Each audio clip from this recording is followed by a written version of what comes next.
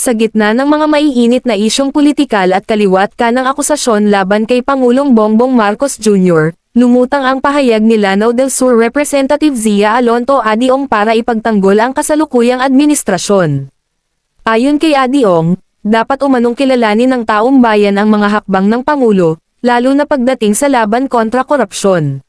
Sa dami raw ng naging Pangulo ng bansa, si Marcos lamang umano ang tumayo at tahasang hinarap ang isyu, bagay na dapat ipagpasalamat ng publiko. Ibinahagi niya ang mensaheng ito upang may paalala na hindi madali ang posisyon ng Pangulo lalo na sa panahon ng kontrobersya at kritisismo. Para kay Adiong, mahalaga na tingnan din ang mga ginagawa ng administrasyon at hindi lamang ang mga paratang na lumalabas sa publiko.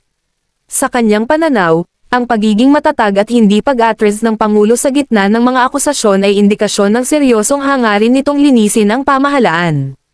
Sa kabila nito, nananatili namang hati ang opinyon ng publiko. Habang may mga sumasang-ayon kay Adiong, mayroon ding patuloy na nagdududa sa mga hakbang ng administrasyon. Gayunpaman, malinaw na layunin ng kongresista na iparating na sa panahon ng krisis, mahalagang kilalanin ang anumang pagsisikap na naglalayong sugpuin ang katiwalian.